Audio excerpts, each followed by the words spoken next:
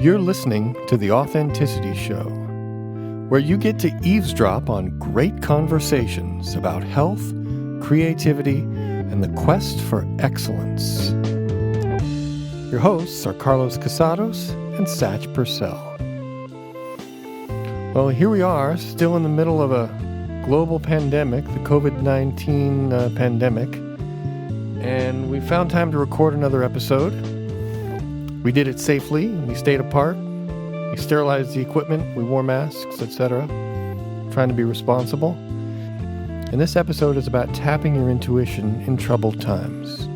I mean, look, just because there's a pandemic going on doesn't mean you have to stop being creative. I mean, in a sense, it's even more important than ever. Personally, I believe that everybody is creative, or can be. And there are ways to access that. There are ways to bring this creativity out. You don't have to just wait for an idea to come to you fully formed. I mean, that's kind of a recipe for not getting anything done if you're just waiting for your genius moment to arrive, with a bow on it. Anyway, there's a lot of great ideas in this episode, and as a creative, artist myself, I can really get behind what Carlos and Satch are saying here. And sometimes great ideas seem obvious after you know about them. And I think that's one of the hallmarks of wisdom, is that after you hear it, it seems obvious.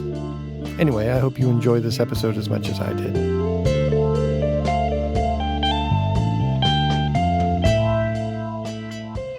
Good evening, Satch. Good evening, Carlos.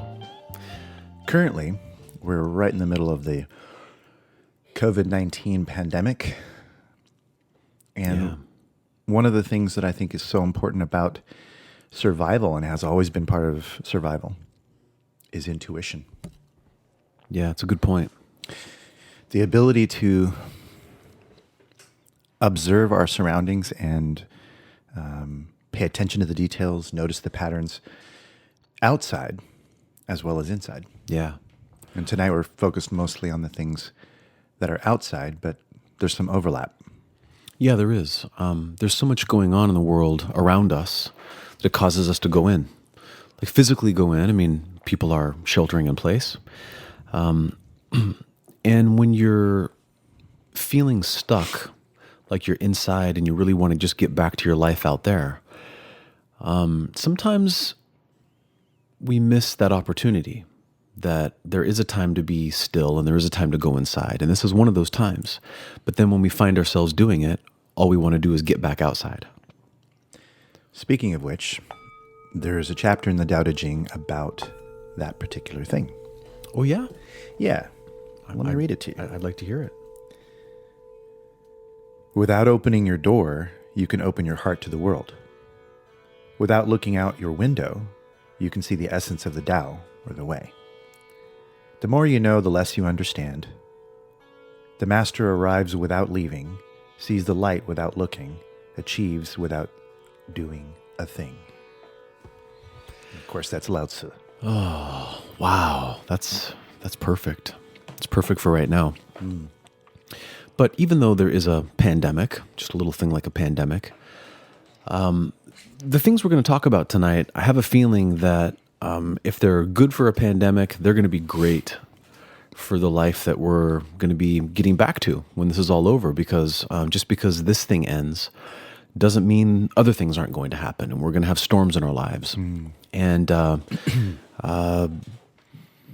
the strategies that you and I are going to share are our own things that we've learned and things that we go to in personal crises or crises involving the people around us or even the entire planet. Mm-hmm.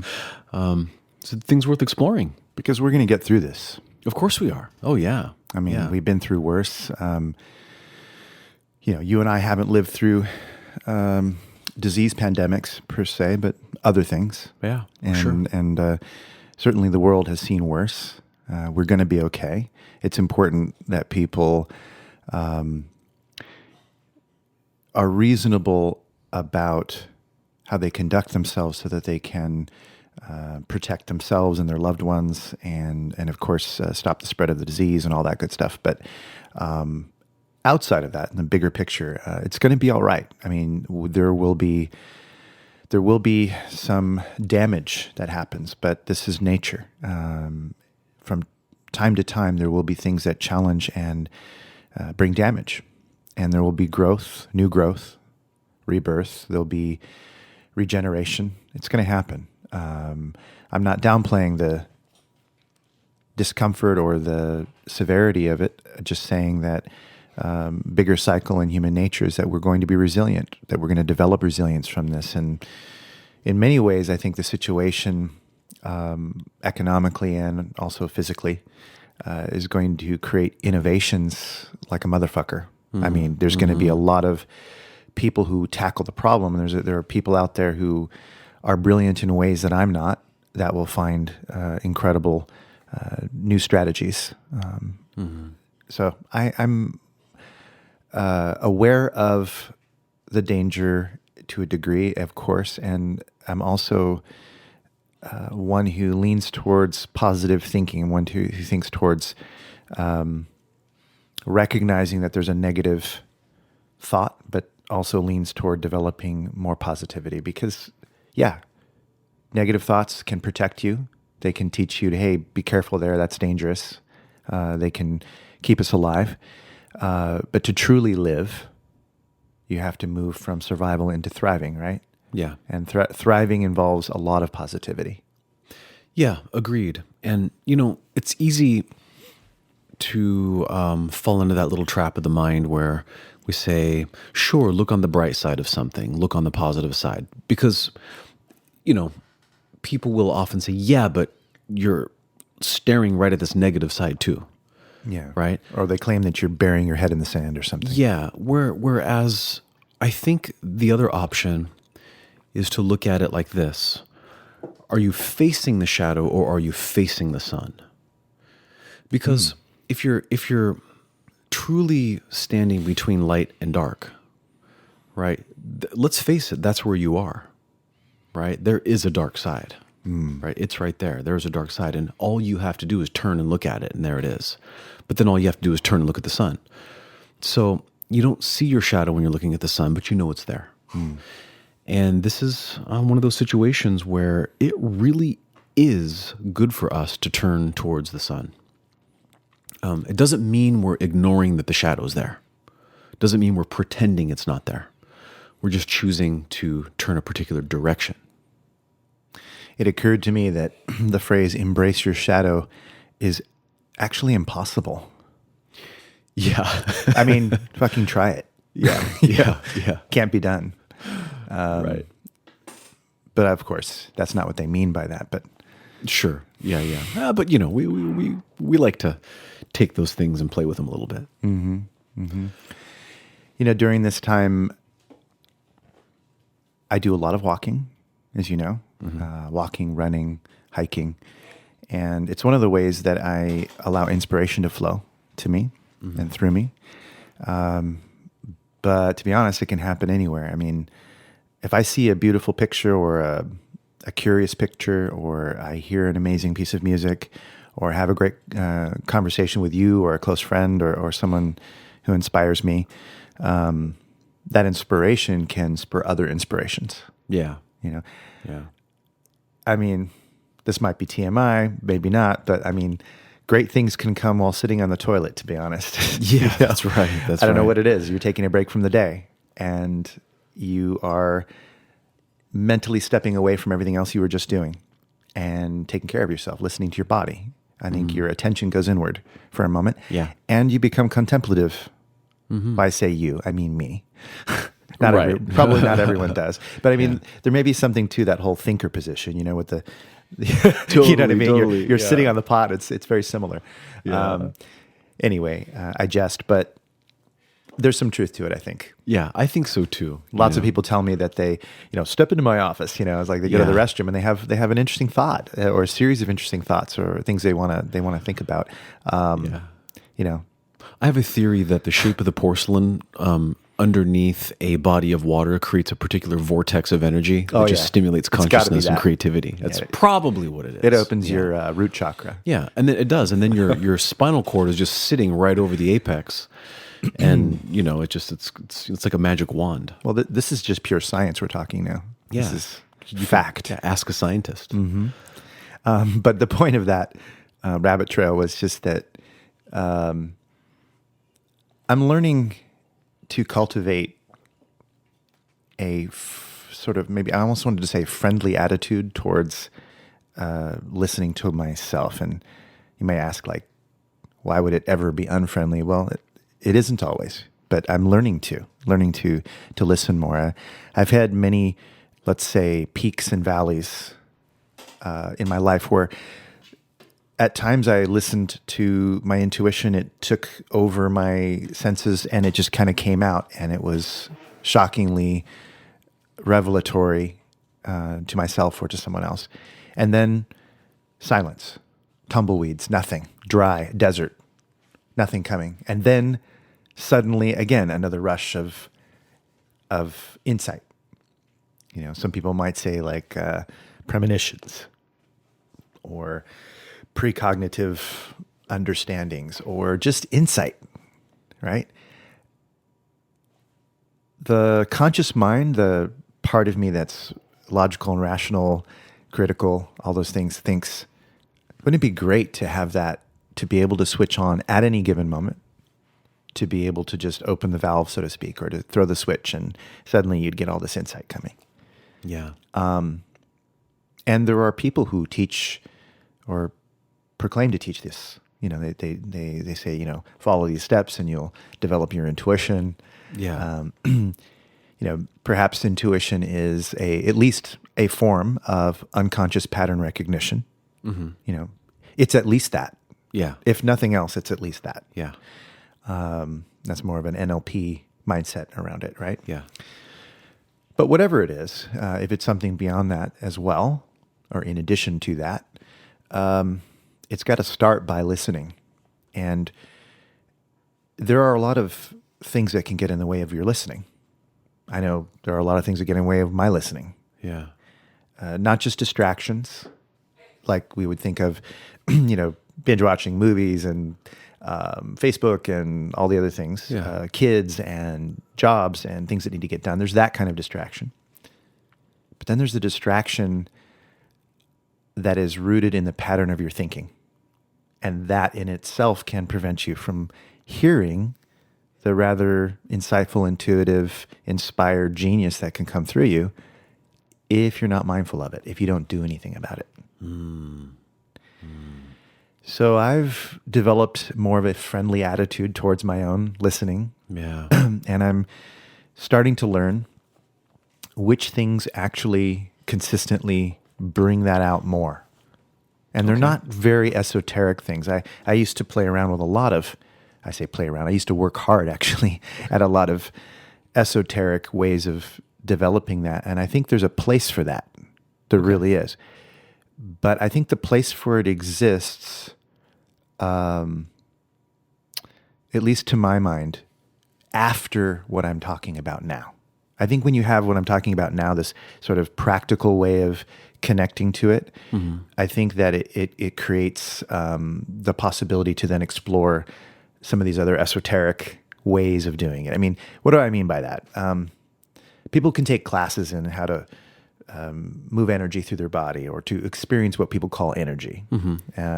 People take classes in divination, you know, how to use tarot cards or how to use a pendulum or to throw the dice or to throw yarrow sticks, you know, and read the I Ching or all these different methods, you know, for reading. People take courses in that and they follow a methodology for developing. They read books on it. And I've done all that, a lot of it. Yeah, you have. Yeah. Years and years of it. And at the end of the day, it's the practical wisdom that matters most to us. Yeah. Being able to just know that something's enough, like stop eating, or tonight's not the night for me to go out. I need to stay in. Like just the practical stuff of listening to yourself, that kind of thing is far more valuable than, in my opinion, than learning how to read auras or something like that. Sure, yeah. You know, there's less opportunities to really apply that other information than there is this. Yeah. Yeah. And so I think that has a place, but I realize that it's sort of what's underneath that is this really practical sense of how to be intuitive. That's a good point. So- That's a really good point. Yeah. So yeah, I like like that. exercising and walking and being inspired by beautiful things. If you are mindful enough, intuitive insights can just come. And one of the things that I've learned is, at least for me, getting it out and past my own critical faculty Okay. prevents the blockage of that information. Yeah. So I either know what you're speaking talking it out, about, yeah, yeah. you know what I'm talking about. At least speak it out to a friend, or you record it. Either you write it down or you use a recording device, so that you feel a little bit kind of committed to the action of allowing this information to flow out. And because you're committed to the action of letting it flow out, it flows. You're not blocking the flow. And if you do this and you get past that little internal censor that's in there that blocks and tries to criticize and tries to analyze and I hate critique that everything. thing. Yeah, it's annoying. It has a place, but when it's blocking your own ability to speak truth or to speak what feels true to you or feels creative and beautiful and insightful and all that, genius, you're blocking your deep intelligence, in my opinion. There's a part of your mind, part of my mind, that is capable of surprising me. It's capable of saying something or showing you something that you might otherwise have not seen because of the censoring that goes on. Yeah. So I'm finding that writing it down in raw form is important. So if there's anybody who's listening and thinks, oh, I'm not one of those intuitive types, I'm not a creative type, I would say that's bullshit, because the only thing is, are you listening to it and are you taking actions? I mean, if you want to remember your dreams, we've talked about this in a previous episode, freaking write them down. Why? Well, I don't remember my dreams. Well, then you write something, because you're getting an action. You're starting to unblock the flow. Yeah. Just write it down in raw form. And if you get an insight, and if anybody listening is quieting themselves after a meditation and they get some ideas, or they hear something or watch a show and the movie's over, now they're having a whole bunch of really inspired thoughts or whatever, Yeah. write it down. Doesn't matter if you ever share it with anybody. It doesn't matter whether what you actually read afterwards seems profound to you, because it might not seem profound after you read it, and that's fine. The job of censoring and analyzing it comes after. It's not meant to be done before you share. And there's always some seed of something useful if you're really feeling pulled to say it, or drawn to say it, pushed to say it. Why wouldn't there be? If you feel it very strongly in you, that means by definition that it's important to you. So say it. If it's just to yourself, then it's just to yourself. Yeah. Because what I've found through experimentation is that just getting it off my chest, I'll sometimes look at it later and go, wow, that was kind of profound. Other times I'll look at it and go, what was I thinking there? I don't even know. It was kind of a confused set of ideas. But then I'll sit there with it again a second time, filtering it through me again and go, there is sense to this if I allow my mind to stay in that state now, like to remember what that felt like, and then to kind of allow some of my conscious intellect into the picture now, because here's where it belongs. Here's where interpretation's coming in.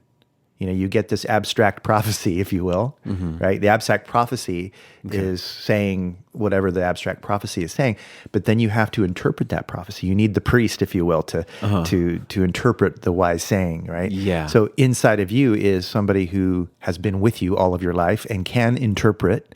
Yeah. If you learn how to explore and to express. But if you never try, if you never practice, if you never do it, then of course you'll be one of those people who just says, I'm not creative, I'm not intuitive, I don't get insights.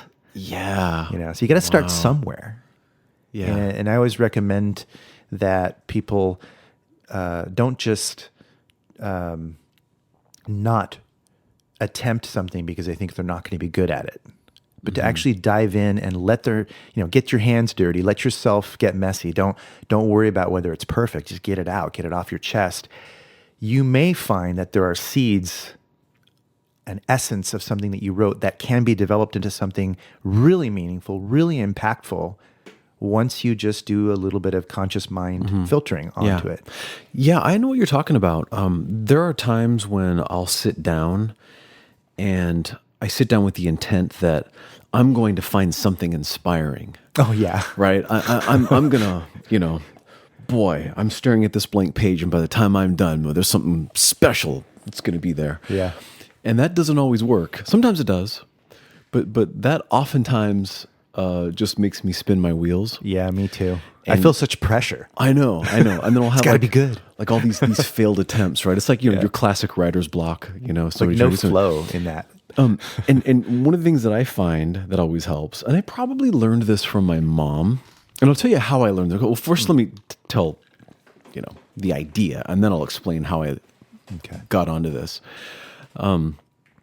Is I might have the beginnings of an idea, and then my mind comes in too much. That critical faculty that you were describing a little while ago comes in too much and says, "Oh, I got it from here." And it takes over. We got this. Yeah. Oh no, good idea. I'll take. I'll handle it. Right. And then it can't do it. So then there's a little too much thinking that goes on.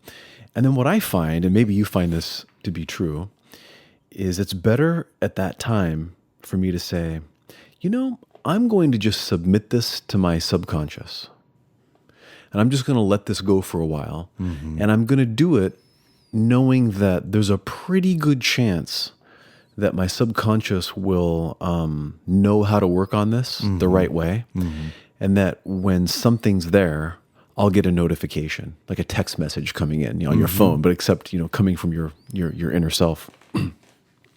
That usually makes a difference. And then a little later, it might be in 5 minutes, or it might be a day or two later.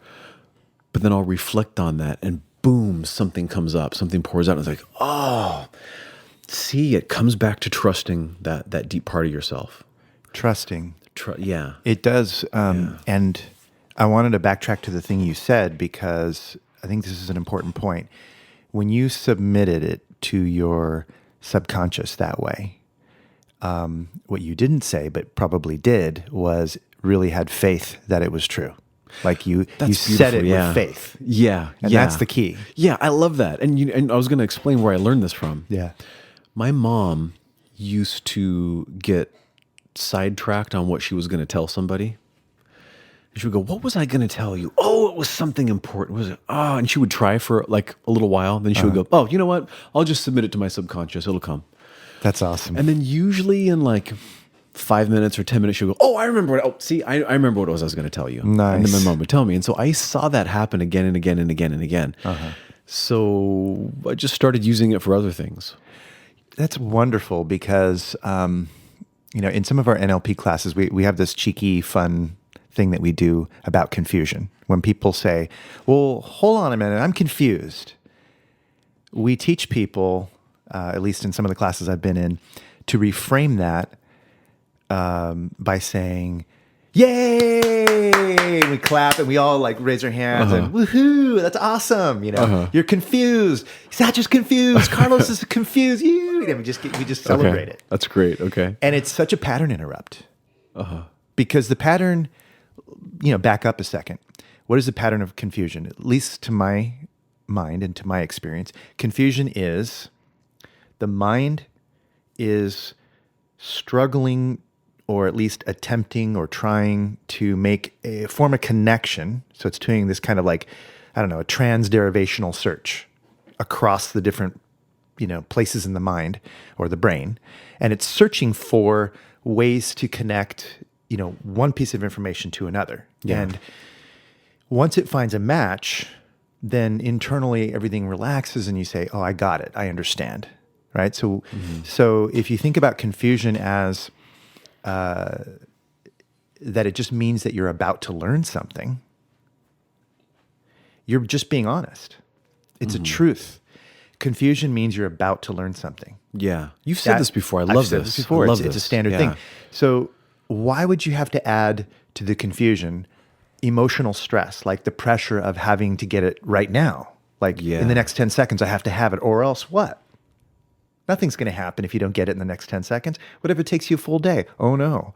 But at least you get it, right? So the point is, if you remove and eliminate any stress around it, like your mom did when she said, no big deal. I'm just going to submit it to my subconscious mind and it'll come back.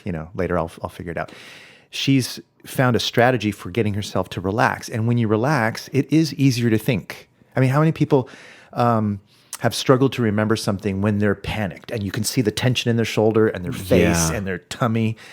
It's harder to remember. It's harder to think clearly when you're feeling anxiety. Your IQ drops a little bit because you don't stay in the portions of your brain that are really good at executive functions and analysis and recall and stuff like that.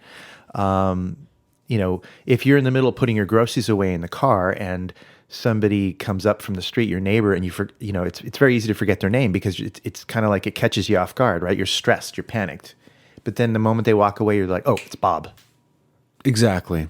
Yeah, you remember after the fact. So this absolutely relates to the whole idea of, what we're talking about the subconscious. Absolutely. And I think there's an element of acceptance in what you just described, and it's the acceptance that helps. And I'll share something that you reminded me of. Many years ago, I used to be pretty good friends with a psychiatrist. And I haven't seen him in many years. It's Dr. Gersten. He's a good guy. I'd like to connect with him again.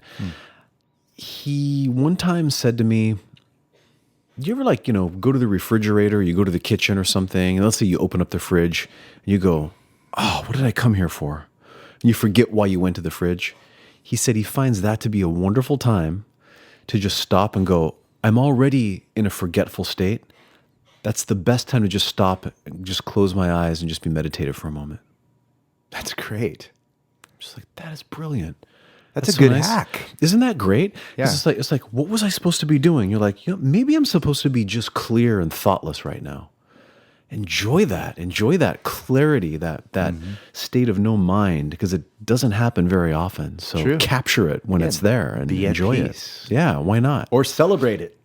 Right, get excited. Thank God I forgot what I came here for. Oh my gosh, that's awesome.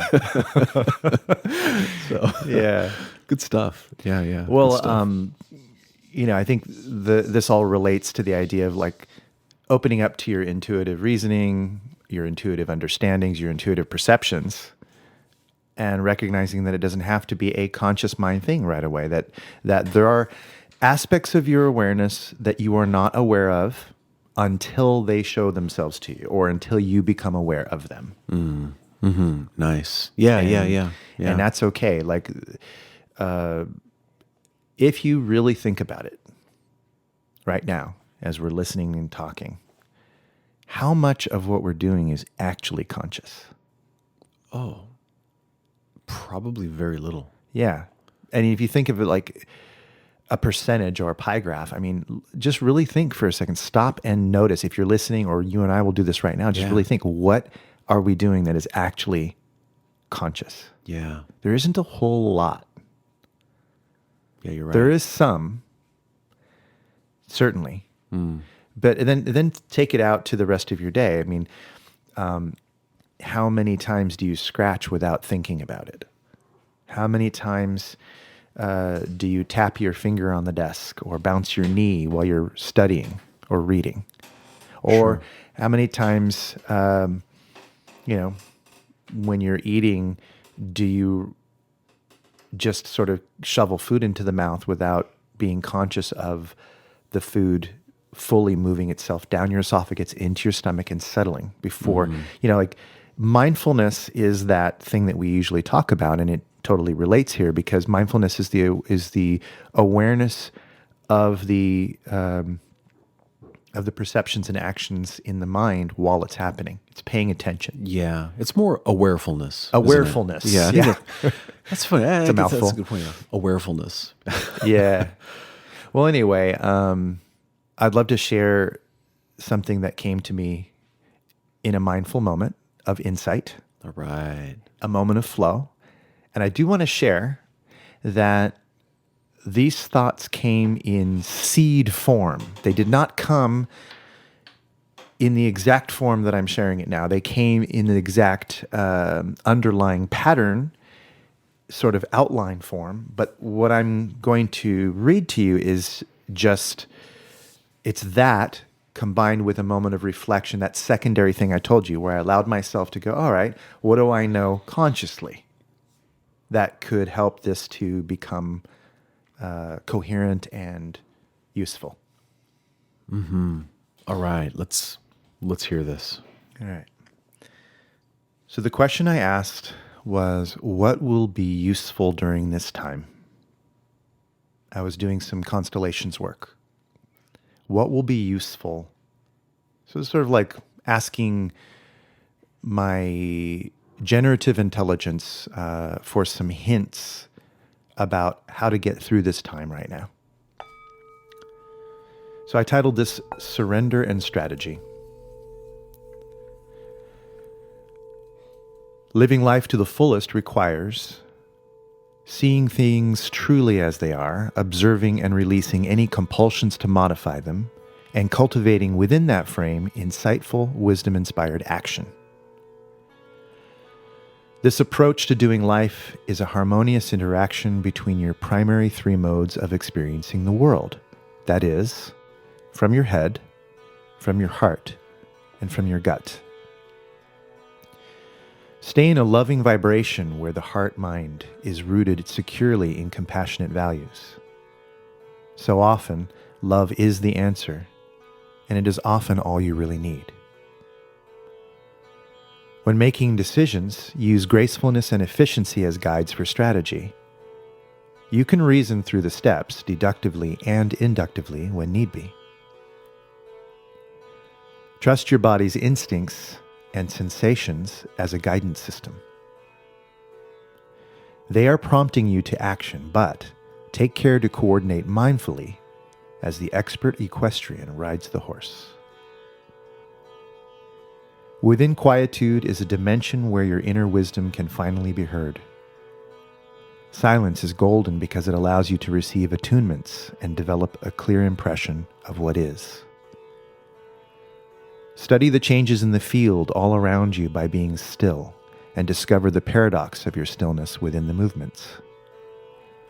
Not surprisingly, usefulness will arise from what you learn by cultivating this quality. You become more and more aware of more and more subtlety and nuance within everything you experience. Unwrap the present, for there are a wealth of abundant gifts awaiting the keen observer who seizes the day.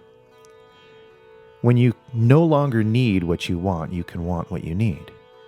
And finally, you will allow what is wise to guide your choices.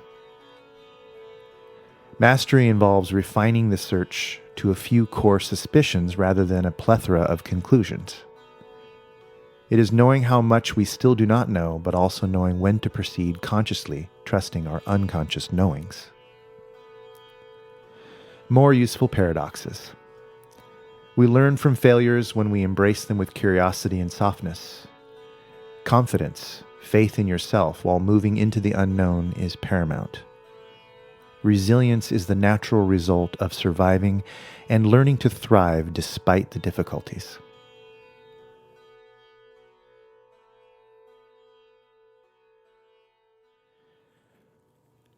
So a couple of things about this I wanted to mention.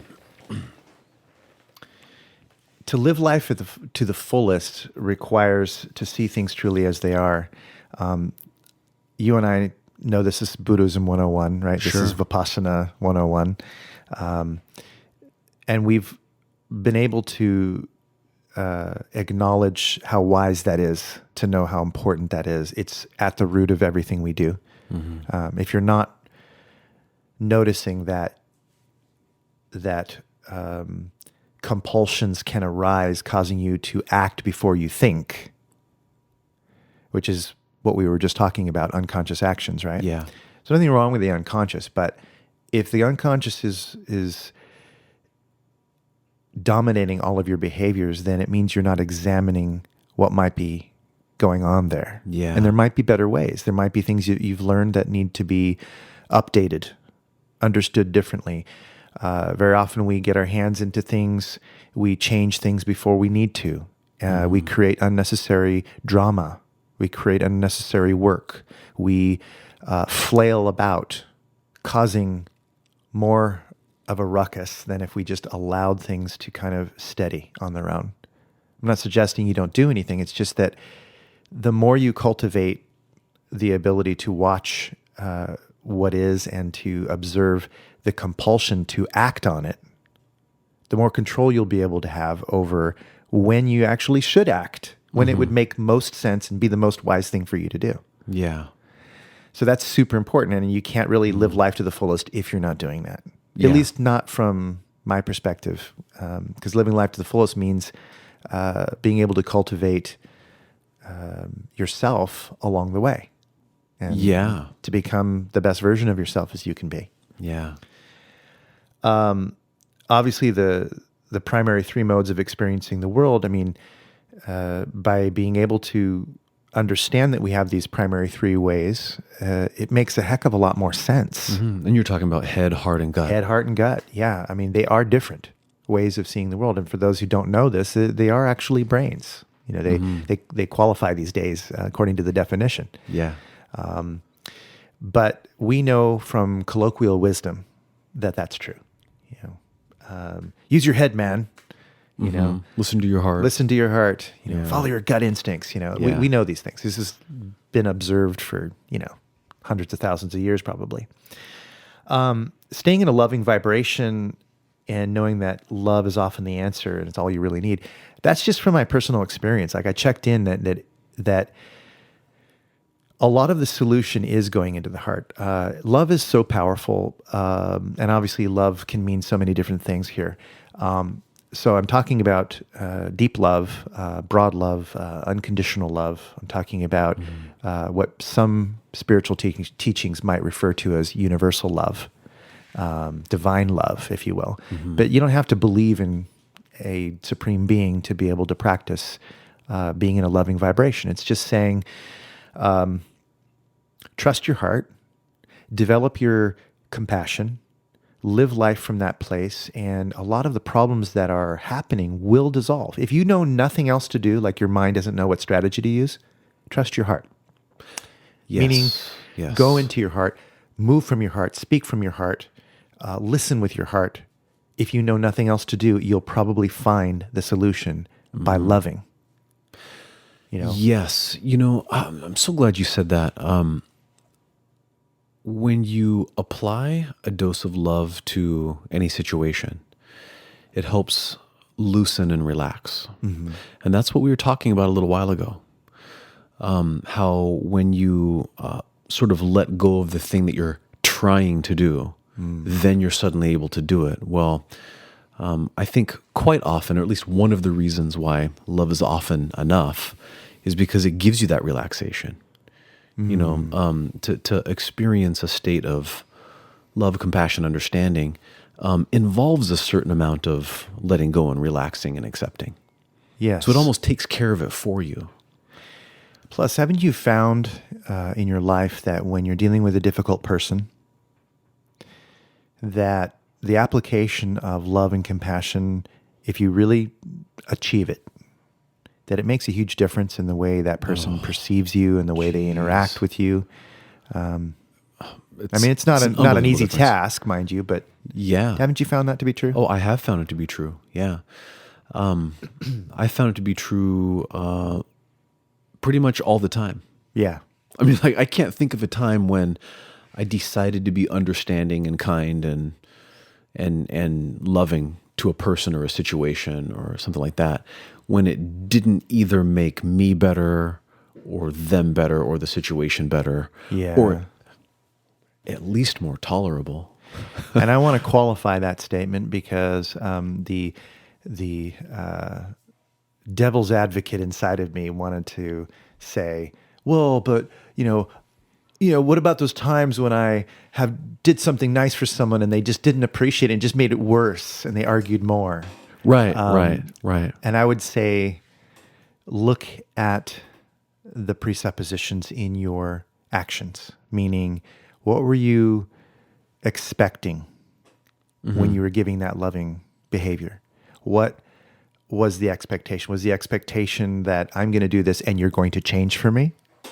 Right. Yeah. Excellent point. Excellent point. Yeah. Or were you just truly going into love and, in a sense, loving hard, meaning love them hard? Like even when they're upset, you don't necessarily need to go up and paw on them or get in their face and try to kiss them. That's ridiculous. You don't do that when someone's upset. However, in your heart, you can stay open. In your heart, you can love. In your heart, you can generate loving feelings. And when you speak, you can speak from that place of sincerity. It's a strong place, not a weak place.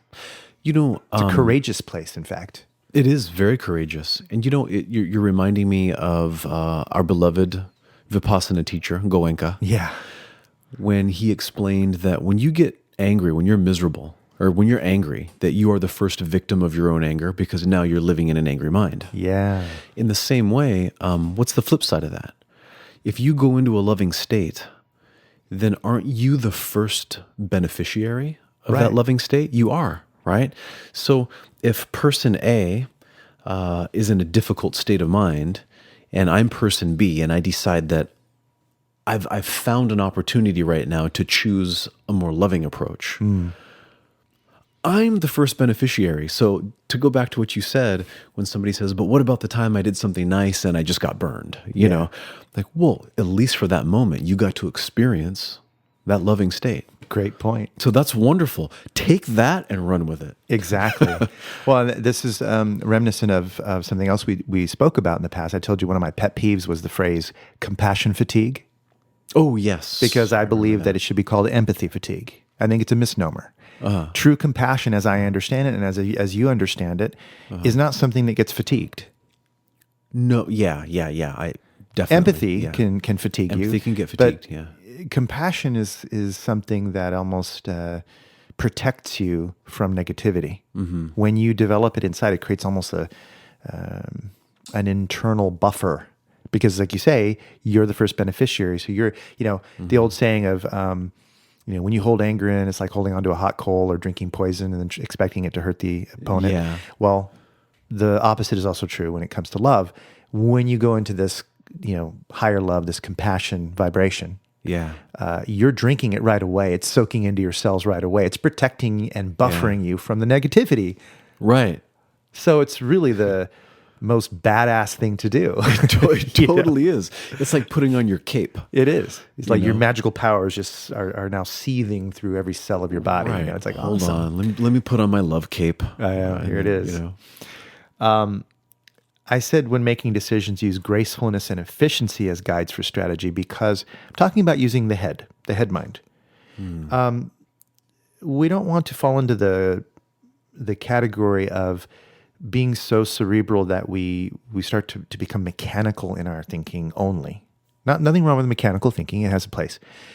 But if we think of like how do we guide our mind to be more Jedi-like, more Master Poe-ish, more Buddha-like, it's got to have some kind of a model. So we just real simply could say that when you're thinking about what will be efficient and graceful, there's a lot of power. In order to make grace, it's kind of like you have to put a lot of care in everything you do. What is grace? It's carefully applied power. I like that. Right? Yeah. So it's not just power, not just force. It's carefully applied. Yeah. So there's this idea that, kind of a cute saying anyway, may or may not be true, but it's power plus love equals wisdom. I like that. Yeah. Power. But I think grace comes in as the careful application of power. Yeah. It's wise action. Grace is wise action because it's efficient. Yeah, it's beautiful. And efficiency comes along with grace. Yeah, I like it. This reminds me of our minimalist running philosophy. Yeah. That, just for all of those minimalist runners out there that, have, of course, read the book, Born to Run. One of the things that Caballo Blanco taught, right, was make it easy, then make it light, then make it smooth. Yeah. Your running technique. So smooth is last. And then once you get smooth, then you're automatically fast.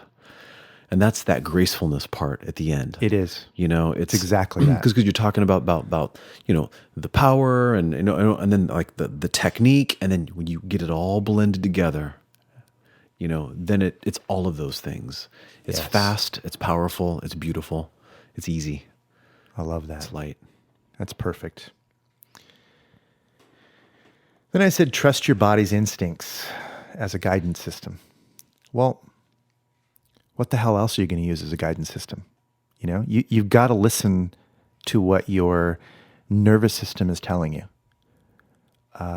You are listening to what your nervous system is telling you, whether you like it or not. But there's a difference between having it force its way upon you, having to scream very loudly and cause pain and difficulty for you, or you developing the sensitivity, dialing up your sensitivity in a way to be able to detect subtle changes in your nervous system. That's important. That is important. Those of us who do internal martial arts or, are really dedicated to a yoga practice or meditation or archery or anything, that involves really paying attention, will begin to notice subtle changes in themselves. And that's paying attention to the nervous system. There are feelings that arise, visceral feelings that arise, that could be described in a variety of ways, heat, cold, pressure, movement, discomfort, tickles, tingles, all sorts of things that can come up in the form of nervous system indicators. Yeah. And in a coaching setting, we try to use that, or at least observe it on the outside, and then teach the clients to pay attention as well to those feelings by shifting posture, shifting physiology to create the change. So this is more talking about the gut, to some degree, because I ended with this statement saying that take care to coordinate mindfully as the expert equestrian rides the horse. This idea to me is related to something I heard Stephen Gilligan say. Stephen Gilligan, for those who don't know, is kind of a famous Ericksonian style hypnotherapist and a teacher and a psychologist and an NLP practitioner and all this kind of stuff. But he's developed his own understandings of how to coach. And one of the ways he does that is through teaching people, because he practices Aikido, martial arts and meditation. And he teaches people to pay attention to their core, to bring their awareness inwardly and to understand that the conscious mind metaphor is like the equestrian. We want to, ideal conscious mind would be a conscious mind that knows how to settle itself in and be centered, not denied, absolutely present, but centered and coordinated with the unconscious mind, which moves the body. Right. Okay. So when the mind sinks down, metaphorically speaking, or some people experience it as a visceral feeling, like I do. Okay. There's this feeling of coordinating with the core of your body. So deep down in the pit of your belly, the awareness of your balance, the awareness of what some people might call space, when you're in personal space, you can expand and retract that space awareness. Anyone sitting, listening could do this. Just literally close your eyes and feel down into the pit of your belly, and you can imagine that you're sensing larger and larger space around you, or less and less space more towards your core. So we have the ability to manipulate our visceral feelings through our will, through our conscious awareness. But it is the unconscious response. In other words, when you persist in it long enough that you get a result, the result is a series of corresponding sensations that come along with the intent that you made use of. You focused your intent to create that change. Okay. So an expert rider trusts the horse. Even though there's a certain amount of mindful directing going on from the conscious awareness, it's not saying that the rider doesn't have any choice in the matter. Of course he does, but he's not the horse. He cannot do what the horse is doing. Only the horse can do what the horse is doing. Right. He knows exactly, or she knows how to connect with that animal and trust and our body is our first pet, right? Our body is the animal. We are human animals. They're humanimals, as James Wanless would say. And the human animal has a instinctual understanding of how things need to be. Yes, it does. Yeah. And it's only when we're uncoordinated or disconnected from that we get all this weird, clumsy behavior and actions that cause problems in our world. But the thing in common with all the people who are very coordinated with their body and really coordinated with their mind is that there is this sort of sense of bypassing any kind of need for analytical thought and just having an instantaneous response. So we would say like a flow state where responses come quickly and powerfully, and the result is usually a good one because it's a more sensible action. When you look at it after the fact, you can say, oh, that was actually the most efficient way to do it. Happens very often. Sure. Yeah, I love this idea of the rider having to trust the horse. Yeah. The conscious mind having to trust the wisdom of the body. Mm-hmm. And for those people out there that don't relate to horses or something like that, you do it in your car every day. You have to trust your car. That's true. You got to trust that the wheels are going to spin and the axle's not going to break, and the car knows what it's doing. It's been engineered. Yeah. It knows what it's doing.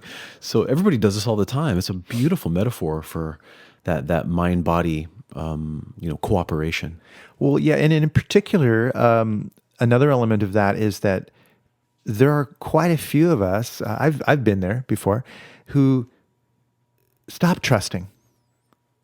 Who imagine that the body's trying to sabotage you, or it's trying to, why is my body letting me down right now? Or those thoughts are disconnected thoughts. They're not thoughts that are beneficial to you. And so that's why this is another reason why this is very important. Yeah. Absolutely. Yeah. Silence is, I think, one of those things that a large majority of people become uncomfortable with. There are certainly people who enjoy quiet. Oh, yeah. However, even some of those people, in the right circumstances, if there's too much quiet, like maybe when they're feeling a little insecure in a social setting, where that awkward silence, we've heard that, right? What's the awkward silence? There's moments where that silence could be unnerving. It's normal, it's human to be somewhat wary of the silence, even if there's a big part of us that loves the silence too. And there's going to be people who are dialed up a little bit on that, dialed down a little bit on that. Not everyone's the same for their tolerance or enjoyment of silence. But I think everyone can learn to appreciate the value of what silence brings. It's this dimension that allows for you to develop yourself. So if we want to do ourselves a world of good, even just putting 60 seconds of quiet into our day, if we don't normally do that. And I don't mean the moments just when you go to the bathroom or something like that. I mean like consciously inserting some silence, like on purpose. On purpose, yeah. For busy moms and dads who have screaming kids and barking dogs and all that kind of stuff. What a treat to be able to just give yourselves, a few minutes of sensory deprivation, Yeah. Put an eye mask on and some earplugs in and do some deep breathing and just focus in on drawing your attention. Focus in on drawing your attention away from all the sounds that are outside of you and put it inside for a little while. So I put in this idea about receiving attunements simply because I liked that metaphor. To receive an attunement, what does that mean?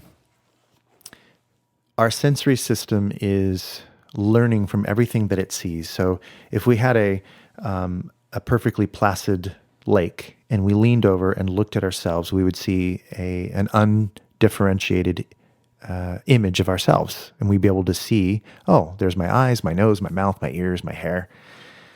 But as soon as we splash the water, we create these splashes, and the change in the image becomes bifurcated many times, and then you get patterns of waves going against each other. It gets more and more complicated. You get these, what are they called, interference patterns, and now the image is unrecognizable. We can't even see who we are.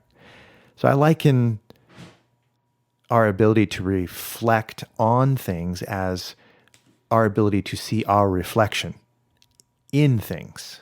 Yeah. So it's a projection. Okay. Because it's human to project. It's one of the most natural things in the world for us to project. It isn't advisable to constantly project, but it is natural and it's normal to project. It's a skill. Yeah, it's a skill, and we look out into the world for, what does this mean to us, for us? How am I related to what I'm seeing externally? It's normal. It may not be true all the time, but it is an important thing that we need to do. So within the silence is the opportunity to begin developing the ability to see ourselves in the reflection of our environment and to learn from that.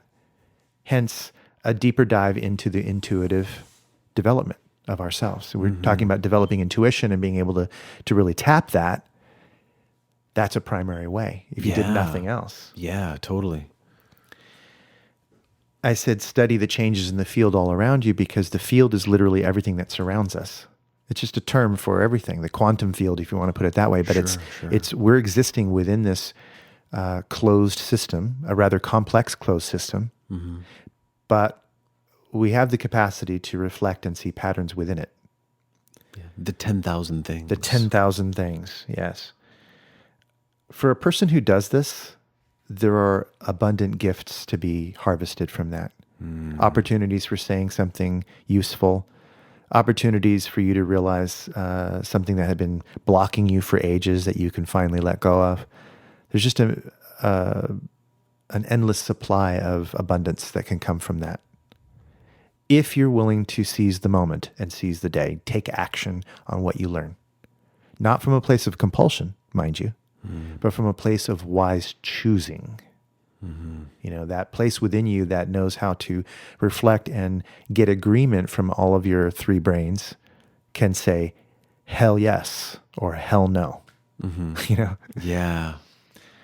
And finally, this idea of the paradox of stillness within your movement is more of that idea of being at the center of the hurricane. Because even though you're taking action, doing things in the world doesn't mean necessarily that you have to lose your mindfulness. You can orient yourself into the present moment while you're acting in the world. And you do whatever you do more gracefully. Yeah. Period. So when we're learning to cultivate a sense of whatever mastery is, whatever that is a sense of, it's a high performance state. It's a flow state, and requires that we don't get lost in believing that we know what it is before being there. You can't know anything without the experience of having it, doing it. Yeah. So the careful avoidance of those conclusions, in a way, it's reminding me of what one of my teachers, Michael Watson, said. Mastery is the careful avoidance of conclusions. And I love that. Yeah. It stimulated this thought. That's beautiful. I picked up something similar to that, which is that the more intelligent and educated a person is, the more ability they have to suspend conclusions while they continue to gather information. Yeah, and there's a presupposition in NLP where you're always proceeding into the unknown with a lack of knowledge. Yeah. If you just accept that and be cool with it, you realize that you don't ever know. You can think that you're going to step out that door and you find your car there and go drive home. But you could step out that door and your car is gone, or the tires have been slashed, or you're out of gas, or something, or there's $100 bill right in front of your car. Yeah. And you pick it up and you realize, wow, where the hell did this come from? You wouldn't have known that. Yeah, it happens. We don't have perfect precognition, but we do have precognition. We can, in a way, look into the future. We may not be right. I mean, but our brains do, and our bodies do constantly search into the future for what is most likely. Mm-hmm. That's how we survive. But we've gotten fairly good at it. We're not perfect. Yeah. But that's the thing is we're always proceeding forward with a lack of knowledge into the unknown. And so why should this stop you from doing things? Yeah. You don't need to know everything before you go into them. That would be ridiculous. Exactly. And it's not even fun. It's not even fun. That's why we go ahead and play the Super Bowl anyway. Yeah, and it is helpful to have a few core suspicions about life. Yeah. And this suspicion idea comes from my reading of Robert Anton Wilson. He says, I don't believe anything, but I have many suspicions. Yeah. Great. Yeah. So I love that. And I think it's useful to have a few core suspicions about life because, I mean, that's what we do when we search out our personal philosophy, is that we're looking for things that are believable. And the things that are most believable are the things that are most flexible. Yeah. The more rigid it is, the less believable it is. Yeah. Because it doesn't apply everywhere. I'm so glad you put that into words. Yeah, that's so true. Yeah. So all of these things that I've been talking about, what's the goal? To develop resilience.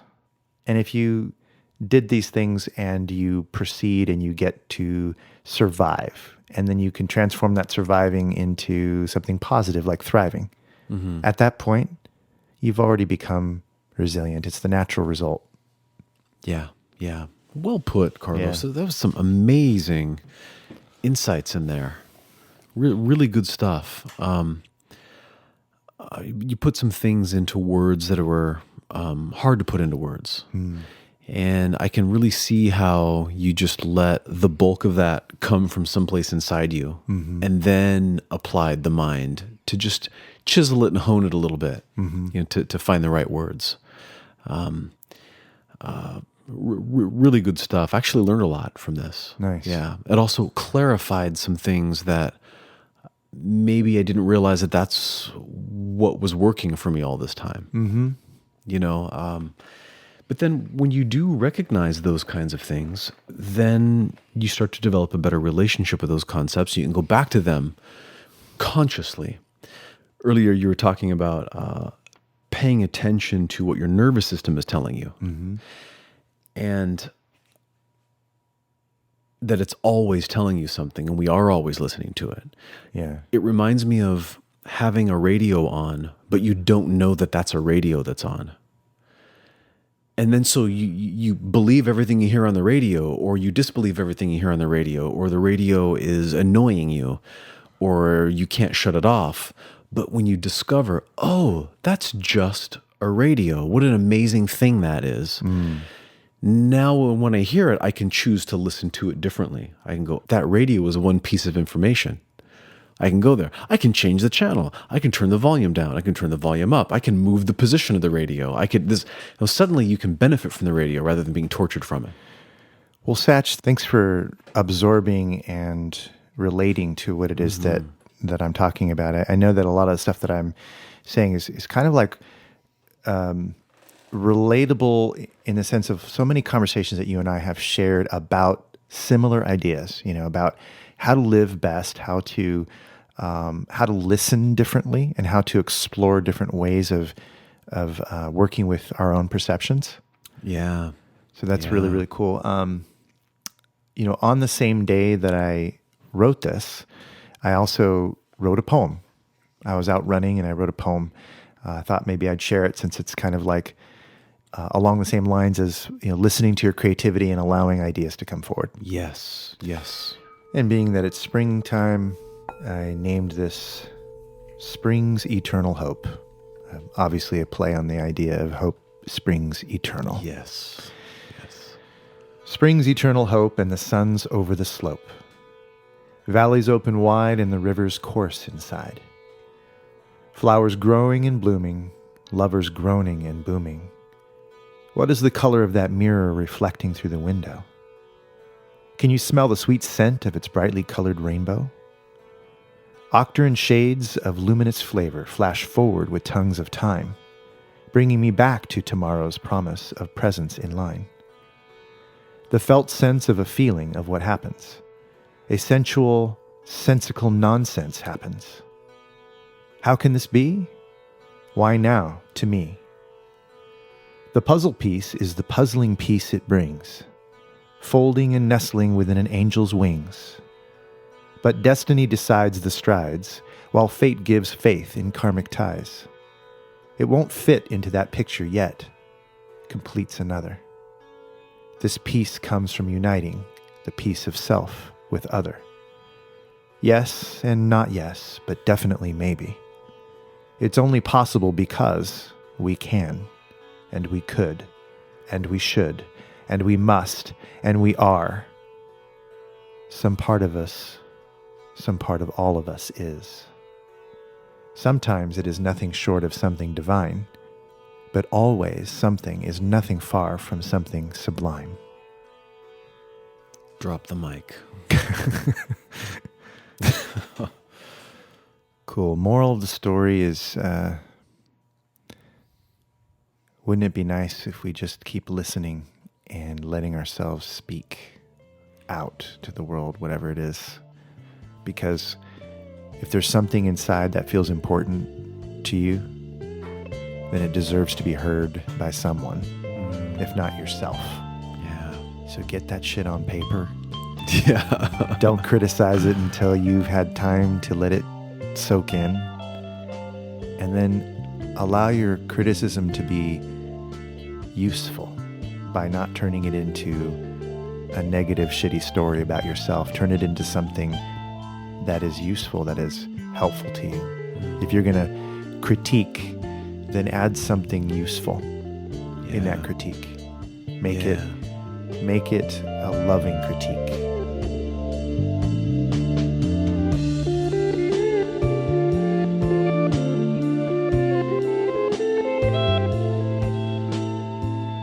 Get that shit on paper, Carlos says.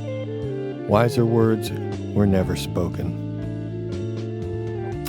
You've been listening to The Authenticity Show with your hosts, Carlos Casados and Satch Purcell. My name is Oliver Althoen. I record, edit, and produce the show. I also wrote the theme song, which you're listening to right now. And in case you're wondering, whenever there's like a poem read on the show or some sort of recitation, I usually have this background music, which is 2 Tibetan singing bowls and a tambura. And if you're interested, the bowls are a whole step apart from each other. They're in A and a B notes. So you get that nice little bite, that nice little clash, that sonic kind of thing happening. Anyway, we would really appreciate it if you would subscribe to The Authenticity Show wherever you get your podcasts and connect with us on social media. This will help us. And that came, as always, with a please and a thank you. You can find our website at authenticityshow.com. Thanks for listening, and have an authentic day.